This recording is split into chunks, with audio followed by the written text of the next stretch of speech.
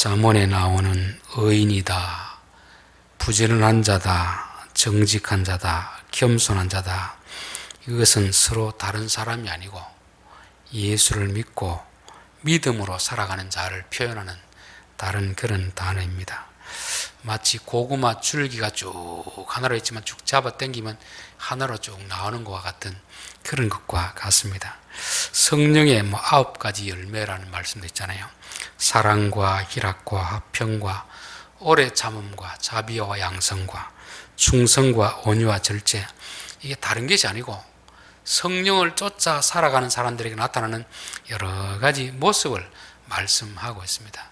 고린도전서 13장에 나오는 사랑장, 사랑은 오래 참고 온유하며 시기하지 않고 미워하지 않고 자랑하지 않고, 이것도 성령 안에서 살아가는 예수 믿는 자의 삶에 나타나는 그런 인격, 그런 것을 말씀하고 있습니다. 근데 세상은 자꾸 이런 것을 분리시킵니다. 자꾸 나누는 그런 경향이 있습니다. 초대 교회 때 가장 큰 이단이 뭐냐면 이원론자. 이원론이 뭐냐면은 사람이 육체와 영혼으로 되어 있는데 영혼은 선하고 육체는 악하다, 그렇게 보는 것입니다. 그래서 이 악한 육체를 어렵게 만들기 위해서 고행하는 그런 종교로 전락시켜 버리고 말았습니다. 또 중세에 와서 성속을 분리시키는 그런 또 일을 자행했습니다. 이게 뭐냐면 가톨릭 안에서 사제들은 거룩하고 바깥에서 일하는 사람들은 속된 것으로 그렇게 자꾸 나누었습니다. 사실 우리가 모든 일을 하더라도 주의 영광을 위해서 하면 그건 다 거룩한 일이거든요. 교회에서 목회를 하든지 바깥에서 농사를 짓든지 직장을 생활하든지 목적이 하나님의 영광을 위한 것이고 이게 하나님께서 내게 맡긴 일이다, 그런 마음을 가지고 하면 그거는 거룩한 일입니다. 그런데 자꾸 이걸 나누는 그런 경향이 있습니다. 자, 오늘날에는 자꾸 뭘 나누냐면은 신앙과 삶을 자꾸 나눴습니다. 신앙과 삶. 그래서 교회 생활하고 직장 생활하고 또 가정 생활이 자꾸 나누어지는 그런 경우가 있습니다. 하나님은 온전히 하나 된 그런 삶을 원하는 것입니다. 그래서 우리는 신앙 생활할 때 모습이나 가정의 모습이나 직장 생활의 모습이 똑같아야 됩니다. 예수 믿는 사람이 교회 다닐 때만 예수 믿는 사람이 아니고 가정에서도 예수 믿는 사람이고 직장에서도 예수 믿는 사람이 되어야 그게 온전한 신앙이다, 저는 그렇게 믿습니다. 자, 오늘 11장 1절, 속이는 저울은 여호와께서 미워하시나 공평한 주는 그가 기뻐하시느니라. 요즘은 저울을 달고 이렇게 하는데 예전에 시장에 가면은 저울에 달아가지고 이렇게 물건을 사고 팔았잖아요. 근데 저울추를 자꾸 속입니다.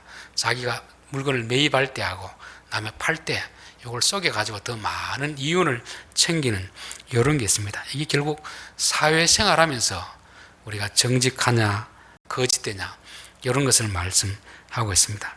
사람들이 속인 이유는 뭐겠습니까? 어떻게 해서든지 이윤을 많이 남기기 위해서, 정상적으로 하면 이윤이 적으니까 거짓말해서 자꾸 속이려는 것입니다. 우리가 일을 할 때 정직하게 이윤을 남기는 것은 정상적인 것입니다. 장사하면서도 이윤 안 남기고 손해보고 팔 수는 없잖아요.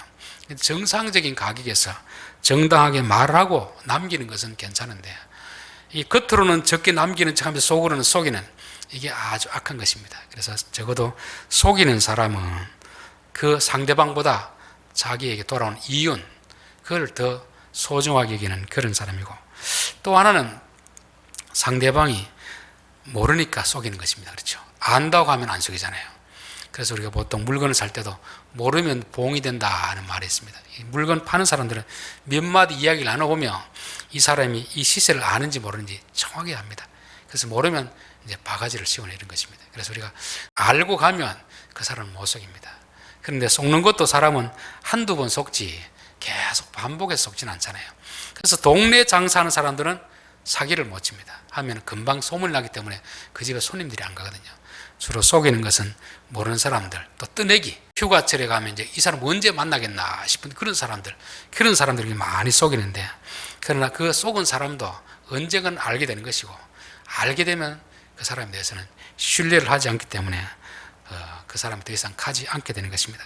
예수 믿는 사람 가운데서도 속이는 사람들이 있습니다. 속이는 것은 하나님은 모르겠지, 하나님은 이런 데 관심이 없겠지, 그런 생각을 할 수가 있습니다. 하나님은 우리의 신앙생활만큼이나 사회생활도 중요하게 여기시는 분입니다. 자, 여기서 1절에 보면은 속이는 저울은 여호와께서 미워하시나. 우리가 남에게 속이면 누가 기분 나빠야 되겠습니까? 속는 사람이 기분 나빠야 되고 속는 사람이 우리를 미워해야 되잖아요. 누가 우리를 미워한다는 겁니까? 하나님이 우리를 미워하신다는 것입니다. 속이는 그 사람을 하나님께서 미워하시고 공평한 주는 그가 기뻐하시느니라. 그래서 속는 사람이 우리를 미워하고 기분 나빠하는 게도 마찬가지겠지만 속이는 그 모습을 보시는 하나님께서 기분 나빠하시고 미워하신다는 것입니다. 우리 창세기 4장에 보면 가인과 아벨의 제사가 있습니다. 하나님이 가인의 제사는 받지 않고 아벨의 제사는 받았습니다. 여기에 대해서는 여러 가지 이렇게 주장이 있지만 그 중에 하나가 뭐냐면 4장 7절에 내가 선을 행하면 어찌 낯을 들지 못하겠느냐. 내가 평소의 삶이 하나님이 원하는 그런 삶을 살면은 내가 왜 너의 재물을 받지 않았겠느냐, 그런 뜻입니다. 그러니까 우리의 삶은 그냥 속이면서 돈을 추구하면서 그런 삶을 살고 교회 와서는 거룩한 척 그렇게 하면 하나님이 그런 제사는 받지 않으시겠다는 것입니다. 미가서 6장 6절에도 보면 내가 무엇을 가지고 여호와 앞에 나아가며 높으신 하나님께 경배할까? 내가 번제물로 1년 된 송아지를 가지고 그 앞에 나아갈까? 여호와께서 천천의 순장이나 만만의 강물 같은 기름을 기뻐하실까? 내 허물을 위하여 내 맏아들을 내 영혼의 죄로 말미암아 내 몸의 열매를 드릴까? 사람아, 주께서 선한 것이 무엇인지 내게 보이셨나니 여호와께서 내게 구하시는 것은 오직 의를 행하며 인자를 사랑하며 겸손하게 하나님과 함께 행하는 것이 아니냐. 이 사람은 도대체 하나님이 뭘 기뻐하실까? 많은 헌금을 하면 기뻐할까? 맏아들을 드리면 기뻐할까? 그랬을 때 사람아, 하나님이 뭘 기뻐하겠나? 의를 행하고 사람을 사랑하고 하나님과 겸손하게 동행하는 것이 하나님 기뻐하는 것이다. 그렇게 말씀하고 있습니다. 우리가 예배 드리는 것도 귀하고 헌금 드리는 것도 귀하고 다 귀하지만 그러나 우리의 삶이 하나님이 기뻐하는 그런 삶을 살아야 된다는 것을 말씀하고 있습니다. 이 세상에는 시장 논리와 기독교의 논리가 있습니다. 시장의 논리는 뭐냐면은 이해 타산을 따져서 파느냐 마느냐, 행동하느냐 안 하느냐, 그것입니다. 우리가 일을 할 때도 이게 내게 이득이 되면 일을 합니다. 그런데 이득이 안 되고 손해가 되면 일을 안 합니다. 그렇죠? 이득이 되더라도 더 많은 이윤을 남기는 자와 일을 하려고 합니다. 직장을 구할 때도 돈을 많이 주는 곳에 가려고 하는 이유가 뭐겠습니까? 시장의 논리 때문에 그렇습니다. 시장의 논리. 근데 하나님 나라, 교회의 논리는 이 시장의 논리가 아니고 사랑의 논리, 의의 논리로 이 운영되는 것이 바로 하나님 나라인 것입니다. 그래서 우리 성도들은 이 두 세계 속에서 어느 쪽을 따라가느냐에 따라서 우리가 지혜로운 자가 될 수도 있고 어리석은 자가 될 수도 있습니다. 그래서 우리가 항상 어떤 일을 할 때 이게 내게 손해가 되느냐 이득이 되느냐 물론 봐야 되잖아요. 그렇죠? 손해되는 일을 할 수 없잖아요. 그러나 그 이후에 또 더 중요한 것은 이게 하나님이 기뻐하는 일인가 하나님 미워하는 일인가를 항상 생각해야 됩니다. 내게 이윤이 되고 하나님 기뻐하는 일 같으면 가장 좋은데 내게 덕은 되는데 하나님께서 미워하신다 싶으면 안 하는 게 좋습니다. 이 속이는 저울로 하면 이윤은 되잖아요. 그렇죠? 내게 덕은 되잖아요.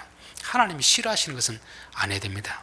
비록 공평한 저울을 하다 보면 우리가 손해를 볼 수도 있고 덕이 되지 않을 수도 있습니다. 그런데 하나님 기뻐하신다 같으면 우리는 그 일을 해야 됩니다. 그래서 우리 항상 어떤 일을 할 때 이게 손해가 될까 덕이 될까 이걸 따지는 것이 아니고 이게 하나님 기뻐하시는가 하나님께서 싫어하시는가 그를 보고 해야 되는 것입니다. 저는 어떤 일을 할 때 이게 하나님께서 기뻐하신다 싶으면 그 일을 합니다. 뭐 돈이 되고 안 되고 그건 둘째치고 하나님께서 기뻐하신다는 마음이 들면 그 일을 해야 하나님께서 우리에게 복을 주시는 것입니다. 자, 2절 교만이 오면 욕도 오거니와 겸손한 자에게는 지혜가 있느니라 이렇게 되어 있습니다. 자, 교만하면 그 뒤에 따라오는 것이 수치, 부끄러움입니다. 그런데 겸손하면 그 뒤에 뭘 따라오겠습니까? 칭찬, 인정받는 게 따르겠죠. 자, 그 뒤에 겸손한 자에게는 뭐가 있느니라? 지혜가 있느니라. 그러면 교만한 자에게는 어리석음이 있느니라.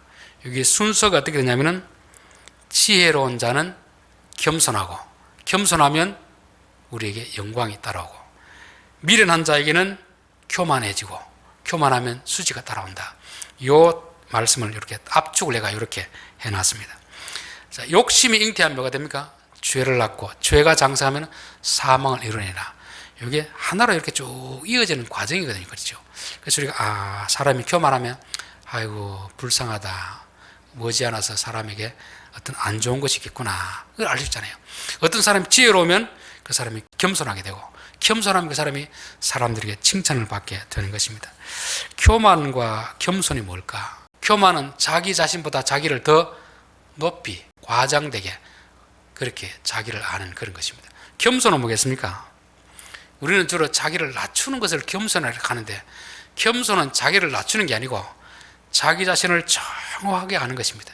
내 실체가 어느인지 정확하게 아는 것입니다. 그런데 내가 나를 알기 위해서는 거울을 봐야 돼요. 거울, 그렇죠? 거울을 보면 내가 나를 알 수 있습니다. 내 체중이 얼마인지 정확한 저울에 올라가면 알 수 있잖아요. 근데 고장난 저울에 올라가면 어떻게 되겠습니까? 어떨 때는 제가 아침에 체중 재보면 갑자기 2kg 빠졌습니다. 이야, 신기하다. 어제와 오늘 별로 다른 게 없는데 왜 그런가? 다시 올라가 보면 정상적으로 나옵니다. 잠깐 동안이 저울이 착각한 것 같아요. 그러니까 우리가 나를 알기 위해서는 바른 기준이 필요합니다. 바른 기준. 자, 우리가 인간이 누군가 알기 위해서는 뭐를 봐야 되겠습니까? 우리를 지으신 하나님의 말씀을 봐야 되는 말씀. 창세기 2장에 보면은 여호와 하나님이 땅에 흙으로 사람을 지으시고 생기를 그 코에 불어넣으시니 사람이 생명이 된지라. 여기 흙으로, 이 말은 이 밖에 흙을 말하는 게 아닙니다. 우리가 밟고 다니는 그 흙이 아니고, 원어는 아파라는 단어는 티끌이다, 먼지. 흙은 그래도 가치가 있잖아요. 티끌과 먼지는 가치가 있습니까, 없습니까? 아무짝에도 쓸모없습니다. 집에 창문에 먼지 많이 쌓이면 청소하는 게 귀찮잖아요. 인간이라는 존재가 티끌과 먼지와 같은 그런 존재입니다. 그런 존재를 하나님이 사람을 만들어가지고 생기를 불어넣어서 생명이 되게 한지라, 살아있는 영이 되게 한지라. 즉 사람의 가치라는 것은 먼지 같은 그런 존재인데, 하나님의 영이 있으면 귀한 가치가 됩니다. 근데 이 하나님의 영이 빠져나가면 먼지와 같은 그런 존재입니다. 그러니까 우리가 교만할 이유가 뭐가 있겠습니까? 키가 좀 크다고 교만할 필요 없습니다. 먼지가 조금 더 쌓인 거거든요. 그렇죠? 키가 적은 것은 먼지가 좀 덜 쌓인 것이고, 얼굴이 예쁜 것과 교만할 필요 없습니다. 먼지가 조금 질서 있게 이제 먼지가 쌓인 것이고, 조금 자유분방한 사람들은 먼지가 자유분방하게 이렇게 그러기 때문에 뭐 잘생겼다고 해서, 키가 크다고 해서, 힘이 있다고 해서 교만할 필요가 없습니다. 먼지는 바람이 불면은 다 날려가 버리잖아요. 그렇기 때문에 사람이 우리의 실체를 알면은 결코 교만할 수가 없습니다. 근데 뱀은 와서 우리에게 뭐라고 하냐면은 하나님처럼 되겠다. 먼지 같은 존재에게 하나님처럼 되겠다고 하니까 뱀의 말을 들으면 사람이 진짜 착각에 빠지는 것입니다. 사람이 힘이 조금 세면은 교만해집니다. 얼굴이 조금 예뻐도 교만하고, 돈이 많아도 교만하고 그런 것입니다. 그런 외적인 요소들은 언제든지 없어질 수 있는 그런 거거든요. 내 실존이 뭔가, 실존. 우리는 항상 나는 먼지와 같은 존재이다. 하나님이 붙들어 주시면 가치가 있지만, 하나님 우리의 목숨을 거두어가면은 바람에 날리는 먼지 같은 존재이다. 이 마음을 늘 가지고 사는 것이 이게 진정한 겸손한 자인 것입니다. 자, 3절, 정직한 자의 성실은 자기를 인도하거니와 사악한 자의 폐역은 자기를 망하게 하느니라. 이 정직한 자는 자기 존재를 정확하게 아는 사람입니다. 내가 연약한 존재이구나, 먼지 같은 존재이구나. 이런 사람들은 교만하지 않습니다. 서두르지도 않습니다. 겸손하게 한 걸음 한 걸음 차근차근 이렇게 살아가는 것입니다. 여기 성실이라는 것이 매일매일 그렇게 살아가는 것을 말씀합니다. 근데 교만한 자는 어떻게 합니까? 사악한 자, 교만한 자, 자기가 마치 대단한 것처럼 생각하는 사람들은 그렇게 성실하게 살지 않습니다. 어느 순간에 뭔가 남을 속에서라도 한 걸 잡을 수 있다고 생각하죠. 그런데 그렇게 하는 것이 결국 자기를 폐역한, 망하는 길을 인도하는 것이고, 정직한 자의 성실은 생명길로 인도한다. 그렇게 말씀하고 있습니다. 그래서 우리가 항상 우리 자신을 알고 하루하루 성실하게 사는 것이 참 중요하다는 것을 말씀하고 있습니다. 4절 재물은 진노하시는 날에 무익하니 공의는 죽음에서 건지느니라. 사람이 거짓 저울추를 쓰고 또 남을 속이고 하는 이유는 다 목적은 하나입니다. 뭐 때문에 그렇게 하겠습니까? 돈을 많이 벌기 위해서요. 돈. 이 시대의 자본주의 사회에서는 돈이 신이거든요. 돈으로 할 수 있는 것이 참 많이 있습니다. 내가 필요한 것들을 많이 살 수 있으니까 돈만 있으면 사람이 다 되는 것처럼 그런 착각 속에서 사람을 속여서라도 돈을 많이 모으려고 하는 이런 어리석음에 빠지는 것이죠. 돈은 분명히 우리에게 필요하고 우리에게 좋은 것을 줄 수가 있습니다. 그런데 돈에도 한계가 있습니다. 한계. 그게 뭐냐면 돈이 해줄 수 있는 게 있고 해줄 수 없는 것이 있습니다. 자, 진노하시는 날에 무익하다. 하나님이 심판할 때는 돈이 아무리 많이 있어도 아무짝에도 필요 없습니다. 세상에서는 이게 이제 어느 정도 돈의 효과가 있는데 하나님이 진노하시는 날, 그 날에는 돈은 아무짝에도 쓸모없는 것입니다.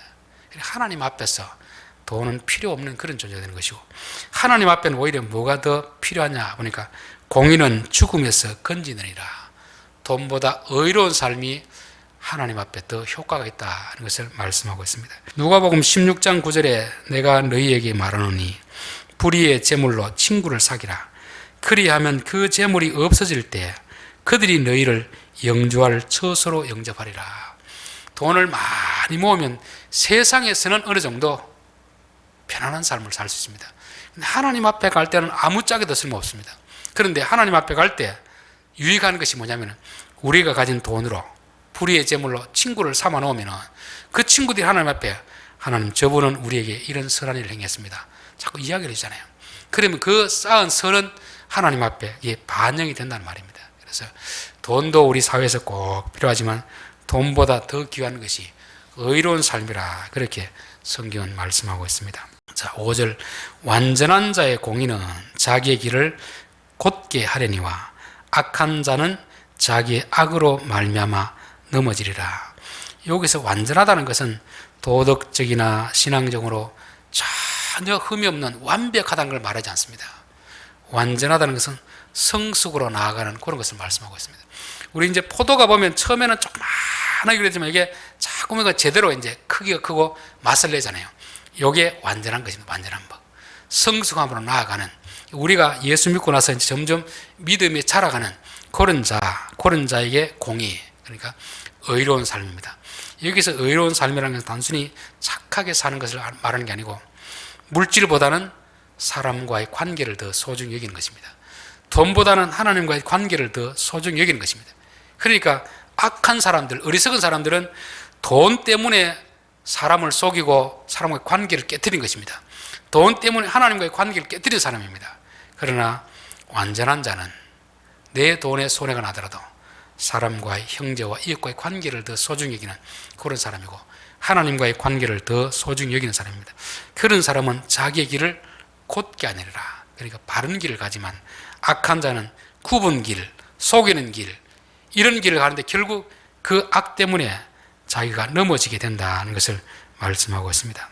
우리의 삶의 목적이 뭐냐 따라서 우리의 살아가는 과정, 방식이 정해진다는 것입니다. 세상 사람들은 무엇을 목적으로 살아가고 있습니까? 돈을 많이 버는 것으로, 그렇죠. 권력을 얻는 것으로 목적을 삼아가기 때문에 그 과정이 성실하지는 못합니다. 거짓을 행하기도 하고 불의한 방법을 행하기도 하고 그렇게 하는데, 우리 성도들은 공의를 목적으로 살아가기 때문에 우리가 거짓말할 필요도 없고 뭐 욕심을 낼 필요도 없고 그렇게 되는 것입니다. 자, 그렇게 살아가면 사실 세상 현실이라는 것은 보면은 좀 거짓말도 하고 적당히 좀 이렇게 해야 좀 부자도 되고 그렇게 하잖아요. 그렇죠. 그러면 정직하게 살면 사람들은 자꾸 손해보는 그런 경향이 있습니다. 그런데 우리가 하나의 어떤 과정만 보는 게 아니고 최종적인 마지막을 봐야 되거든요. 자, 6절에 보니까 정직한 자의 공의는 자기를 건지려니와 사악한 자는 자기 악에 잡히리라 되어 있죠. 그리고 7절에 보면은 악인은 죽을 때 그 소망이 끊어지나니 불의의 소망이 없어지느니라. 우선 어느 한순간만 보면 그래도 좀 적당히 거짓말도 하고 사기치는 사람이 잘 되는 것 같습니다. 근데 시간을 두고 봤을 때는 그렇지 않습니다. 하나님 반드시 정직한 자의 공의를 귀히 여겨주시고 악한 자의 그 악을 반드시 심판하신다는 것을 볼 수 있습니다. 시편 73편에 보면 하나님이 참으로 이스라엘 중 마음이 정결한 자에게 선을 행하시나 나는 거의 넘어질 뻔하였고 나의 걸음이 미끄러질 뻔하였으니 이는 내가 악인의 형통함을 보고 오만한 자를 질투하였음이로다. 그들은 죽을 때에도 고통이 없고 그 힘이 강건하며 사람들이 당하는 고난이 그들에게는 없고 사람들이 당하는 재앙도 그들에게는 없나니 그러므로 교만이 그들의 목걸이요 강포가 그들의 옷이며.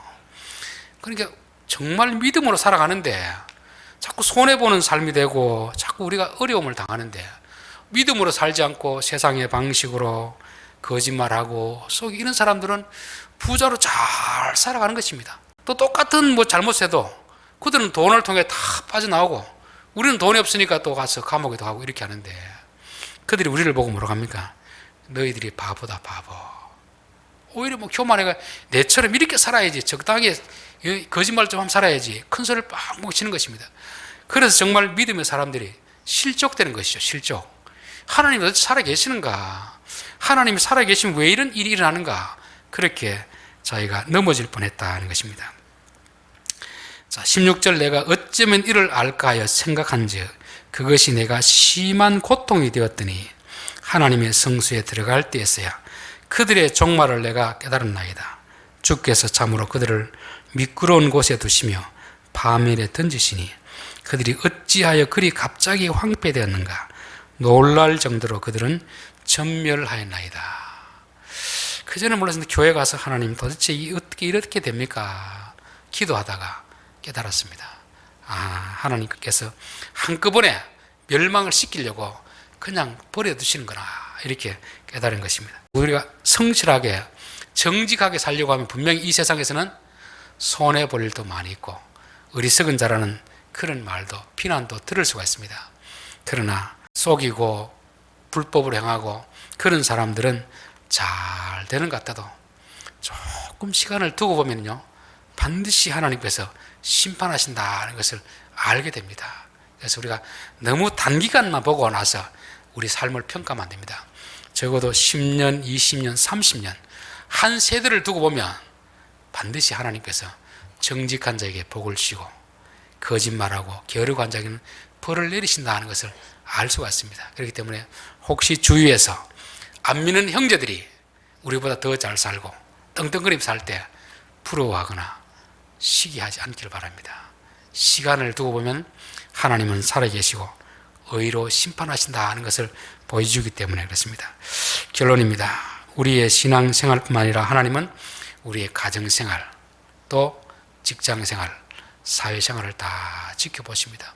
우리가 돈 때문에 몇 분의 이윤 때문에 거짓말하면 속은 사람이 우리를 미워하기도 하겠지만 하나님이 그 일을 보고 미워하신다는 것입니다. 공평하게 하면 비록 손해가 될지라도 하나님이 기뻐하신다는 것입니다. 우리는 시장의 논리가 아니고 하나님 나라의 논리를 따라 살아야 됩니다. 조금 손해가 보더라도 관계가 좋아질 것 같으면 그 길을 택하는 것이고 내게 이득이 되더라도 관계가 나빠질 것 같으면 또 하나님이 싫어할 것 같으면 그 일을 하지 않아야 됩니다. 교만하며 패망의 길로 가지만 겸손하면 생명의 길로 이끈다고 했습니다.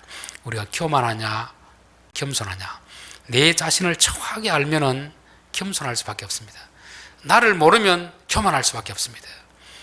나를 알기 위해서는 바른 저울 위에 바른 거울 앞에 서야 됩니다. 그게 성경이잖아요. 성경은 인간에 대해서 어떻게 말했는가? 의인은 없나니 하나도 없도다.